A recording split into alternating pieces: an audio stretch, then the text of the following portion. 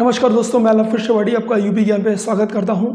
आशा करता हूं आप सभी का भी अच्छे रहे होंगे और स्वस्थ होंगे और माँ विंध्यवासिनी की असीम कृपा आप लोगों पे बनी रहे। गुड न्यूज़ सुनने में आया है कि हाई कोर्ट से आप लोगों का फैसला हो गया है, तो भगवान करे जल्द से जल्द आप सबकी जितनी भी प्रॉब्लम्स हैं, समस्याएँ हैं, वो दूर हो जाए और आप लोग जल्द से जल्द ज्वाइनिंग पाएँ। मैं ईश्वर से यही कामना करूँगा। देखिए, मैं जो भी चीज़ें यहाँ पे बता रहा हूँ एज ए कॉन्सेप्ट नॉलेज के लिए बता रहा हूँ कि आपको उन सब चीज़ों से थोड़ी बहुत नॉलेज मिल जाए। ऐसा नहीं है कि मैं ट्रेनिंग कंप्लीट करा दूं या कुछ भी करा दूं। मेरा मुख्य मकसद ये है कि अवेयरनेस क्रिएट हो, लोगों में जागरूकता पैदा हो। जैसे आप आ रहे हो तो आप कहीं भी जाओ, किसी भी ज़िले में जाओ, किसी भी तहसील में जाओ, थोड़ी बहुत आपको बेसिक जानकारी हो। जैसे आपके सेशंस में आपको ट्रेनिंग में चीज़ें बताई जाए तो आपको पहले से पता हो, हाँ ये चीज़ें मुझे पता है सर, इसके बारे में थोड़ा ये होता है।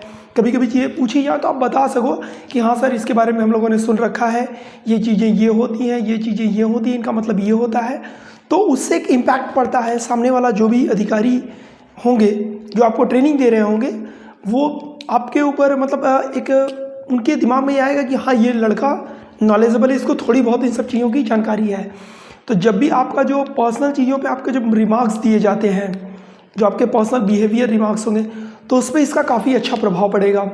तो देखिए, ज्ञान कभी भी गाली नहीं दिलाता। आपको जब भी ज्ञान होगा धीरे धीरे आप बढ़ते जाएंगे।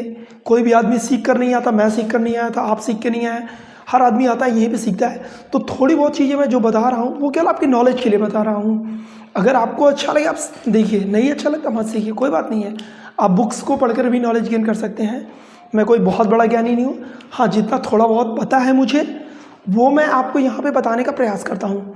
देखिए, लेखपाल का जो सबसे बड़ा जो आपको इंस्ट्रूमेंट्स दिए जाते हैं लेखपाल बनने के बाद, वो इंस्ट्रूमेंट्स होते क्या हैं?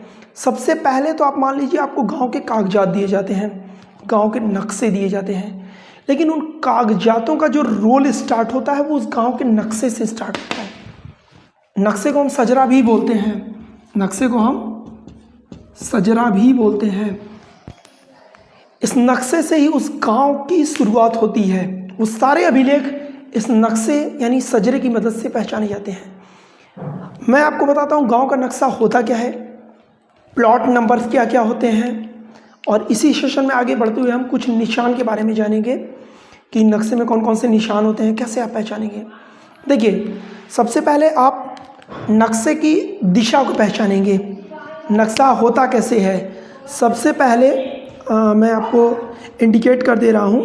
इंडिकेट्स में आपको सबसे पहले बता देना चाहता हूँ कि नक्शा जो होता है उसके लिए दिशा बहुत महत्वपूर्ण होती है।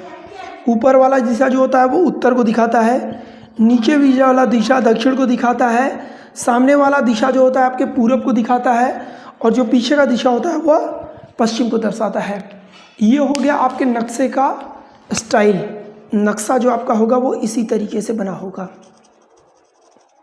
ठीक, नक्शे की शुरुआत देखिए, हर गांव का नक्शा ये ऐसा नहीं होता कि आपको लगे ये गांव का नक्शा ऐसा है।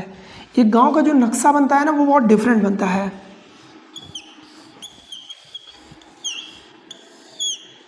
मान लीजिए इस गांव का नाम BCD है, सपोज दैट इस गांव का नाम BCD है। गांव के नक्शे ऐसे शुरुआत होते हैं। तो मैं थोड़ी इस नक्शे में मॉडिफिकेशन और कर देता हूँ, रुक जाइए। ठीक, जब भी आपका नक्शा शुरू होगा हमेशा वो इस पॉइंट से स्टार्ट होगा। याद है मैंने आपको सिहद्दा बताया था। अब जब भी गांव के पॉइंट्स देखेंगे ना, इन सब पॉइंट्स पे आपको सिहद्दे मिलेंगे नक्शों में। ये जो कॉर्नर पॉइंट्स होंगे गांव के ना, यहाँ पे आपको सिहद्दा का निशान देखने को मिलेगा। अभी मैं आगे आपको बताऊंगा सिहद्दा का निशान कैसा होता है। सिहद्दे का निशान जो होता है वो गांव की बाउंड्री को डिसाइड्स करने के लिए होता है। तो हमारे जो गांव के प्लॉट्स नंबर होते हैं वो प्लॉट नंबर यहाँ से स्टार्ट होते हैं, like 1, plot number 2, plot number 3, plot number 4। लेकिन ये इस भाषा में नहीं लिखे होते हैं। ये जब भी लिखे होंगे आपको ये शुद्ध हिंदी में लिखे मिलेंगे। ये 1 2 3 4 में नहीं मिलेंगे, आपको ऐसे लिखा मिलेगा 4। ये मिल गया आपको, मान लीजिए एक बड़ा प्लॉट हो गया 5 नंबर, एक छोटा प्लॉट हो गया 6 नंबर। फिर उसके बाद यहाँ से एक रास्ता गया है, इसका नंबर हो गया 7। अब इससे मिलता जुलता हुआ 60 प्लॉट मिलेगा आपको 8 नंबर। फिर ये आपका प्लॉट हो गया 9 नंबर, ये आपका। अब देखिए, जब भी ये प्लॉट मिलेगा 8, ये 9 से सटा होना चाहिए। अगर ये सटा नहीं है तो नहीं बनेगा, मतलब 9 ये बनेगा और प्लॉट नंबर 10 ये बनेगा। इन प्लॉट्स को हम गाटा कहते हैं। इन प्लॉट्स को क्या कहा जाता है? इन प्लॉट्स को गाटा कहा जाता है कि ये गांव की गाटा संख्या है। ठीक है, तो ये हर गांव का प्लॉट नंबर होता है जिसको हम गाटा कहते हैं। इसमें अलग अलग प्रकार के भी आपको निशान हैं। यहाँ से ये 1 2 3 4 5 6 चालू होगा और लास्ट में 24 का नंबर आएगा। लाइक मान लीजिए उस गांव में 212 गाटा है, तो 212वां नंबर जो होगा हमेशा लास्ट में। मतलब इस कोने से आपको स्टार्ट करना है, इस कोने पे आपको उत्तर पश्चिम से आप स्टार्ट करेंगे। कहाँ से स्टार्ट करेंगे? उत्तर पश्चिम से। और दक्षिण पूर्व में आप इसको क्या करेंगे? क्लोज करेंगे। अब इसके बीच में नंबर कहीं भी हो सकते हैं। अगर आपको किसी गांव के गाटा संख्या को ढूंढना है, जैसे आपको 55 नंबर ढूंढना है, आपको गाटा संख्या 55 ढूंढना है, तो आप उस गांव के प्लॉट्स में 5 5 यानी 51 52 53 ढूंढते जाइए। अगर आपको झटके में कहीं भी 51 52 53 54 दिख रहा है आपको, और 56 आपको दिख रहा है, तो बस खाली आप उस गाटा को पकड़ लीजिए। बस आपको कुछ नहीं करना है, उसके अगल बगल निगाह दौड़ाइए, आपको 55 नंबर मिल जाएगा। क्योंकि आपको पता होना चाहिए जब भी ये गाटा होगा 54 से सटा होगा और 55 से, इन दोनों नंबरों से सट कर ही ये गाटा बना होगा। तो इस प्रकार बनाए जाते हैं गांव के सभी गाटा।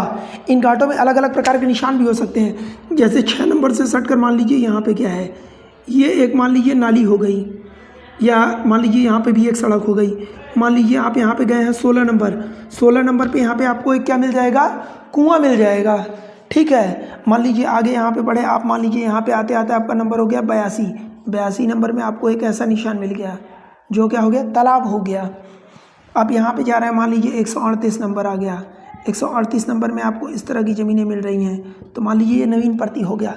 तो अभी इस क्लास में मैंने आपको बता दिया नक्शा शुरू कैसे होता है, क्लोज कहाँ पे होता है। ठीक है, आपको गाटा कैसे पकड़ने हैं। अगर आपको 16 नंबर ढूंढना है तो आप 15 14 13 12 देखते रहिए, उससे सट के कहीं ना कहीं ये नंबर आपको मिलेगा।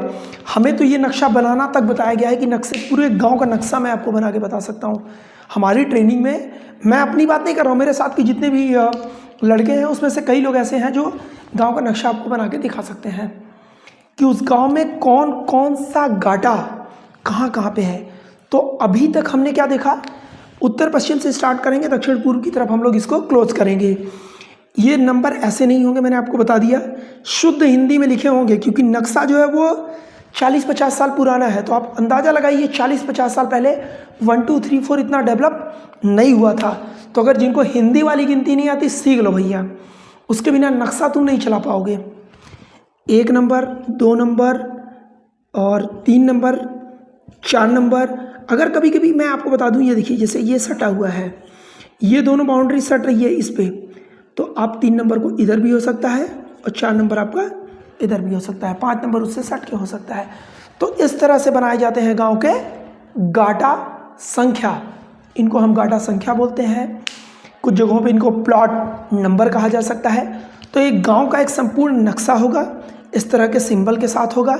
हाँ, जैसे मान लीजिए इस गांव का नाम हो गया ABC, सपोज दैट, तो इसके अगल बगल के गाँव का नाम भी यहाँ पे लिखा होगा, जैसे DEF, JKL, ठीक है, OSP, कोई भी गांव हो सकता है, PQR, ये सारे गांव के नाम है। मतलब गांव का नाम कुछ भी हो सकता है, मान लीजिए रामपुरा, ठीक है, त्रिभुवनपुरा, ठीक है, कुछ भी, वॉट एवर, जो भी गाँव के नाम आप जानते हो, चंदेल, कुछ भी, वॉट एवर, चंदेल का पूरा, कोई भी गांव का नाम आप रख लीजिए। मैंने यहाँ पे कोडिंग्स नेम दिए हैं, वो गांव के नाम भी इस नक्शे पर आपको लिखे हुए मिलेंगे। ऊपर यहाँ पर एक चीज़ और होता है, यहाँ पे उस गांव का पूरा गोल रंग में डिटेल दिया होगा, गांव का नाम, तहसील, जिला, जनपद, ये उस आपको दिए होंगे। नीचे कई लोगों के सिग्नेचर दिए होंगे उसमें। ये कपड़े का नक्शा होता है, कपड़े का, वो कपड़ा बहुत मजबूत होता है, काफ़ी दिन तक चलता है, टिकाऊ चलता है। तो इस प्रकार से गांव का नक्शा तैयार किया जाता है। तो आप लोग समझ लीजिए। अब मैं जो शुरू करने जा रहा हूँ वो मैं आपको बताने जा रहा हूँ हर गाटे पर कौन कौन से निशान होते हैं, उस प्लॉट पे अगर कोई निशान बना हुआ तो उस निशान का मतलब क्या होता है। तो आशा करता हूँ तो हम लोग आगे बढ़ें। चलिए आगे बढ़ते हैं। जैसा कि आप लोग जानते हैं, अभी तक हम लोगों ने देखा कि गांव का नक्शा कैसा होता है, गांव के नक्शे में गाटा किसे कहते हैं और गांव के नक्शे की बाउंड्रीज कैसे होती हैं। मतलब जो मैप आपको लेखपाल बनने के बाद जब आपको क्षेत्र अलॉट किया जाता है तो उस अलॉटिंग क्षेत्र में अभी तक हम लोगों ने देखा कि आपको जो नक्शा मिला था उस नक्शे में गाटे क्या होते हैं, एरिया क्या होता है, बॉर्डर किसे कहते हैं। लेकिन अब हम लोग उस कड़ी में आगे बढ़ते हुए उन गाटों पे यानी उस क्षेत्र के जो प्लॉट्स बने होते हैं उन प्लॉट्स पे कुछ जो होते हैं सरकारी नंबर होते हैं, कुछ प्राइवेट नंबर होते हैं, जिस पे नक्शे पे कुछ निशान बने होते हैं। उन निशान का क्या मतलब होता है, उस निशान को आप कैसे पहचानेंगे, हर निशान किस चीज़ को इंडिकेट करता है, ये भी हम लोग उसमें देखने का प्रयास करेंगे। तो आइए हम लोग देखने का प्रयास करते हैं कौन सा निशान किस चीज़ को रिप्रेजेंट कर रहा है और कैसे रिप्रेजेंट कर रहा है। सबसे पहले हम लोग निशान, जो हमारा आज का सेशन है वो है सजरे पे। आप देख सकते हैं जो नक्शा होता है गांव का, जो गांव का नक्शा होता है उसको हम लोग सजरा बोलते हैं। पहले बोलते थे, अभी तो आजकल मैपिंग मतलब नक्शे के तौर पे लोग उसको बुलाते हैं। इसके जो कुछ मुख्य निशान हैं वो हम लोग आज इंडिकेट करेंगे।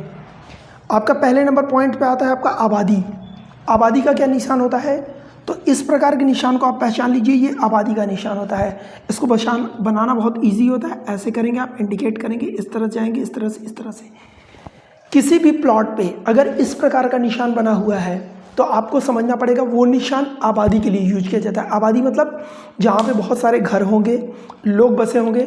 अक्सर यह निशान सरकारी आबादी की ज़मीनों पर जिन पर स्वामित्व योजना संचालित की जा रही है उस पर बने होते हैं, उन गाटा संख्याओं पे। तो अगर आपको किसी गाटा पर इस प्रकार के निशान दिखाई दे रहे हैं तो आपको समझ जाना है कि वह गाटा आबादी से संबंधित है, उस गाटे पर कई प्रकार के घर बने होंगे। तो इससे आप पकड़ सकते हैं कि मुझे अगर इस आबादी क्षेत्र की तरफ जाना है तो ये गाटा किधर की तरफ है। ठीक है, ये हो गया आपका पहला निशान जो कि आबादी को दर्शाता है। दूसरा सबसे इम्पॉर्टेंट निशान है, इसको याद रखिएगा, क्योंकि गांव में अधिकतर जो आजकल विवाद उत्पन्न हो रहे हैं वो तालाब पे अतिक्रमण को लेकर हो रहे हैं। तो तालाब के निशान को आपको पहचानना है। ये है आपका तालाब का निशान, डबल रेक्टेंगल, एक बड़ा रेक्टेंगल उसके अंदर एक छोटा रेक्टेंगल, ये तालाब का निशान होता है। इस प्रकार के निशान अगर किसी प्लॉट्स पे या गाटे पे बनाए गए हैं तो आपको ये समझना है कि वह निशान क्या होता है, तालाब। 99% केसेस में, 99% केसों में ऐसा होता है कि सरकारी जो ज़मीन होती है तालाब, उस पर ये निशान बने होते हैं। कभी कभी ऐसा भी हो सकता है कि तालाब का निशान बना होगा, तालाब का निशान बना होगा, पर वह ज़मीन सरकारी खाते में न होकर कुछ लोगों के नाम से भी हो सकती है। तो उसमें दो ही कारण हो सकते हैं। ऐसा होगा कि वो भूमिधरी ज़मीन रही हो किसी की, लेकिन वह तालाब के रूप में खुदी हो, तो उस समय चकबंदी के दौरान इस प्रकार के निशान बना दिए गए हैं। पर आपको ये समझ लेना है, इस प्रकार का अगर निशान दिख रहा है तो वह निशान तालाब का निशान होता है किसी भी प्लॉट में। तो ये निशान आपको याद रखने हैं क्योंकि ये निशान बहुत ज़रूरी होते हैं। अभी आप आगे चलेंगे तो आपको बताया जाएगा कभी कभी ये निशान होते हैं फिर नहीं मिलते, किन कारणों से नहीं मिलते। तीसरे नंबर पे आइए कुआं। ये होता है एक गोला रेक्टेंगल, सर्किल, गोले सर्किल के बीच में एक पॉइंट्स, इसको हम लोग बोलते हैं कुआं या कूप का निशान। कुआं या कूप के निशान का प्रयोग किया जाता है जो अक्सर सिहद्दा के लिए किया जाता है। सिहद्दा मतलब आप समझ सकते हैं कि जब कभी हमें खेत को नापना होता है, जब आप खेत की पैमाइश करने जाते हैं तो नक्शा में अधिकतर हम इस बिंदु को ढूंढते हैं, क्योंकि जो भी कुआं खुदा होगा वो आज के 40-50 साल पहले का होगा। तो मतलब यह जिस जगह पे खुदा होगा वो जगह फिक्स ज़मीन है, मतलब वहाँ से किसी भी खेत की दूरी को हम ले सकते हैं। तो इस प्रकार के निशान की पैमाइश के दौरान अधिकतर प्रयोग की जाती है। कुएं का निशान होता है, कोई पुराना कुआं होगा अगर उस प्लॉट में तो इस प्रकार के निशान आपको उस प्लॉट पे देखने को मिलेंगे। वर्तमान में ऐसा भी हो सकता है कि उस प्लॉट पे वो कुआं ना मिले, उस कुएं को बरीड कर दिया गया हो, दबा दिया गया हो या बंद कर दिया गया हो, मिट्टी पाट दी गई हो उस पर इसका मतलब ये है कि जब भी इस गांव का नक्शा तैयार किया जा रहा था उस समय उस खेत में वहाँ पर कुआं मौजूद था। अगला नंबर हम लोग देखते हैं रास्ता। देखिए, रास्ता और सड़क एक ही चीज़ है, रास्ता भी वही है, सड़क भी है। आप कहेंगे सर जो निशान यहाँ बना हुआ है वही निशान यहाँ बना हुआ है, एक माइन्यूट सा अंतर होता है बस। ये सीधे जाएंगे, बीच बीच में डॉट के निशान, ये आपका रास्ता का है, और सेम निशान आपका सड़क का है। सड़क जो होगी वो थोड़ी चौड़ी होगी और रास्ता जो होगा वो थोड़ा सकरा होगा।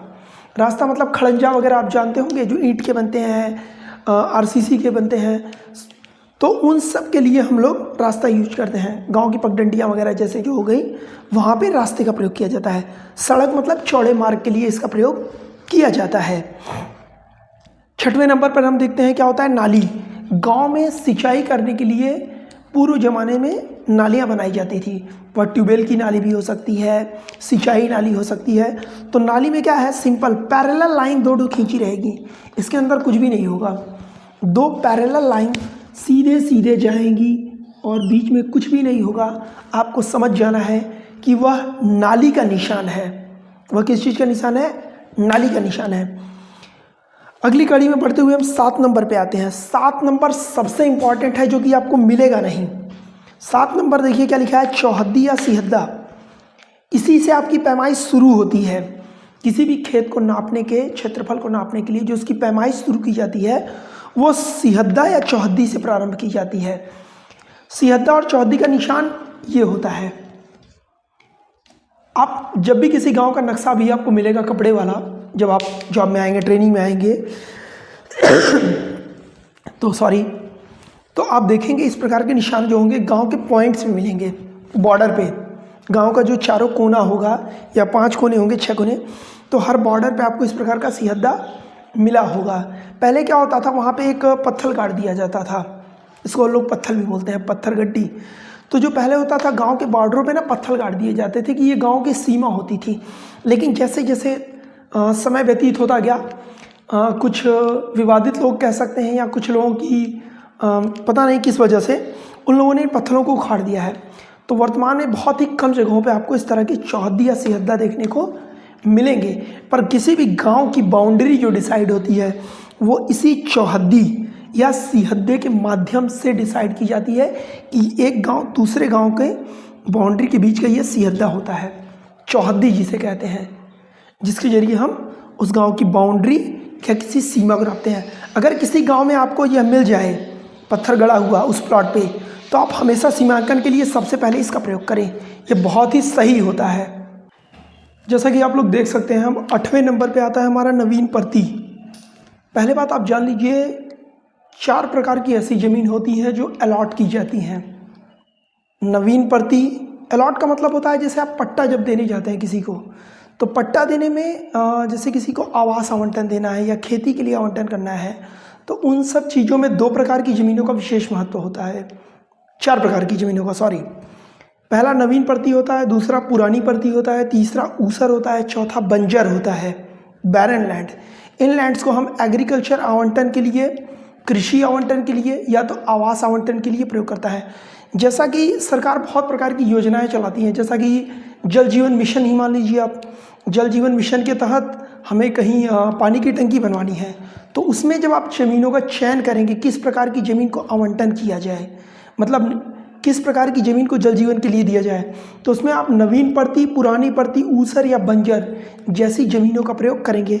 आप गड़ही उड़ही, चारागाह या खाद के गड्ढे की ज़मीनों को आप आवंटन नहीं कर सकते।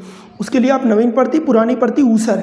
जब आप खतौनी देखेंगे, खतौनी मतलब जो आपका भू अभिलेख होता है, जिसमें पूरे गांव का सारे घाटों का विवरण दिया होता है, तो उसमें आपको पता चल जाएगा लास्ट में कि नवीन प्रति में कौन कौन सी लैंड्स दी गई हैं। तो नवीन प्रति की लैंड्स का निशान जो होता है, देखिए ये होता है नवीन प्रति की ज़मीन। मतलब जो भी नवीन प्रति की ज़मीन सरकारी ज़मीन होती है या किसी असामी के अधिकार में नहीं होती, तब तक जब तक उसका आवंटन न कर दिया जाए। आवंटन करने के पश्चात भी वो पहले कुछ समय के लिए सरकार के हाथ में होती है, पर बाद में उसको संक्रमणीय अधिकार उस किसान को दिया जाता है। उसके लिए कई प्रकार की प्रक्रियाएं हैं जो आप आगे पढ़ेंगे या जानेंगे, मतलब किस प्रकार से होता है। पहले अभी हम निशान को देखते हैं, सिंबल को पहचानने का कोशिश करते हैं, कौन सा सिंबल किस चीज़ में यूज किया जाता है। तो जो नवीन प्रति की ज़मीन होती है, नवीन प्रति की ज़मीन के लिए ग्रास स्टाइल में आप देखिए, ग्रास स्टाइल में जो ज़मीन होती है उसका प्रयोग किया जाता है। पुरानी परती सेम टू सेम निशान होगा, कुछ डॉट्स होते हैं या कुछ बिंदु टाइप्स के नक्शे में आपको मिलेंगे जो कि आपकी पुरानी परती की लैंड्स को इंडिकेट करते हैं। यही ज़मीन जब कुछ ज़्यादा समय के लिए खाली पड़ी रहती है तो उसको नाम दिया जाता है पुरानी परती का।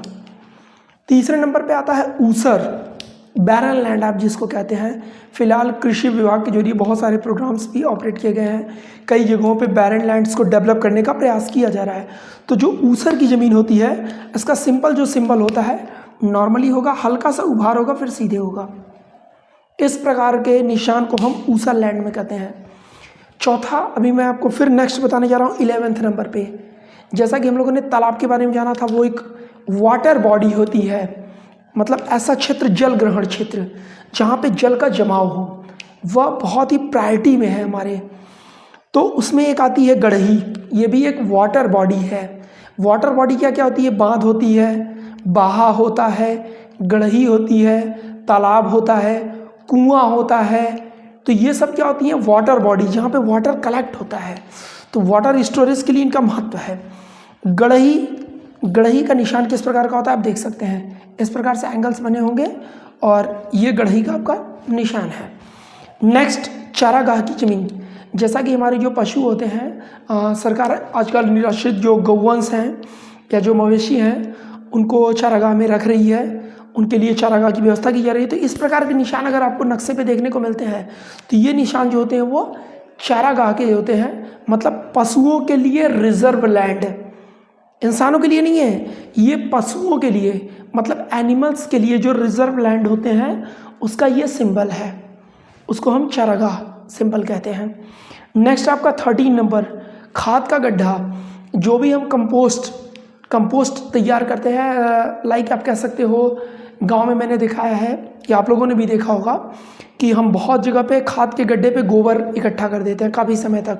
तो उन गोबर को इकट्ठा करते रहते हैं, जब काफ़ी समय तक वो गोबर इकट्ठा होते रहते हैं तो वहाँ पे खाद का गड्ढा तैयार होता है। तो खाद का गड्ढा जो होता है वो इस सिंबल का होगा, रेक्टेंगल शेप के 3 से 4 उसमें बने होंगे। तो आप समझ जाइए 2, 3, 4 अगर इस तरह के रेक्टेंगल शेप्स बने हुए हैं, एक से अधिक मतलब 2, 3, 4 अगर बने हैं तो आप मान लीजिए कि वह स्थान खाद का गड्ढा होता है। देखिए अब मैं आपको इसमें कुछ एडिशनल चीज़ें बताता हूँ। एडिशनल चीज़ें मतलब होती है जैसे ये हो गया आपका गड़ही, ये हो गया आपका चारागाह, ये हो गया आपका खाद का गड्ढा। तो ये 3 जो ज़मीन है, ये तीनों निशान वाली ज़मीन, ये बहुत ही इंपॉर्टेंट लैंड्स होती है। इस पर किसी भी व्यक्ति द्वारा इंक्रोचमेंट नहीं किया जा सकता, अतिक्रमण नहीं किया जा सकता। अगर वह व्यक्ति इन सब ज़मीनों पर अतिक्रमण करता है तो उसके लिए आपको बेदखली की कार्रवाई करनी पड़ेगी, उस अतिक्रमण को रोकना होता है। फिलहाल आपको रोकना तो सभी पे है, पर अगर कोई व्यक्ति जो गरीब था, भूमिहीन था, अगर वह इन सब ज़मीनों पे काफ़ी लंबे समय से बस गया है, नवीन परती, पुरानी परती, ऊसर की ज़मीनों पे, तो उसके लिए उत्तर प्रदेश में कुछ संहिताओं में उसे आबादी घोषित करने का अधिकार श्रीमान उपजिलाधिकारी महोदय को प्राप्त है रिपोर्ट में। पर वह व्यक्ति बहुत ही गरीब हो, असहाय हो, भूमिहीन हो, तो ऐसी कैटेगरीज में इन सब ज़मीनों पे कुछ रहता है।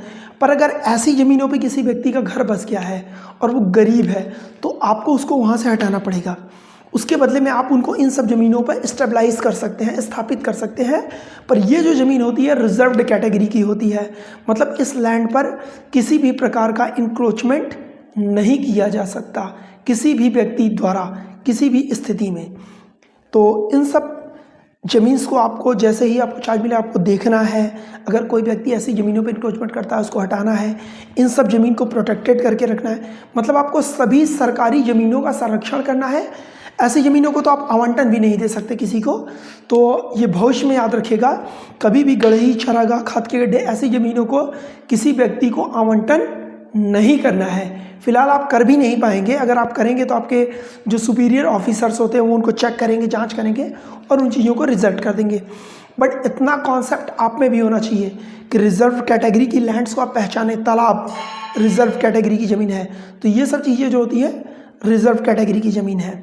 नवीन परती, पुरानी परती, ऊसर, बंजर, ये रिजर्व कैटेगरी की ज़मीन नहीं होती। इनका आवंटन किया जा सकता है, सरकारी प्रयोग हेतु किया जा सकता है, किसी प्राइवेट पात्र व्यक्ति को दिया जा सकता है। तो ये सब चीज़ें आपको जानना है। अब नेक्स्ट सेक्शन में हम कुछ ज़मीनों के बारे में एक्स्ट्रा, मतलब कुछ सिंबल्स ऐसे जो होंगे, माइसेलेनियस सिंबल तो बहुत सारे हैं, पर कुछ जो और इम्पॉर्टेंट्स होंगे मैं आपको नेक्स्ट सेशन में बताने का प्रयास करूँगा। धन्यवाद।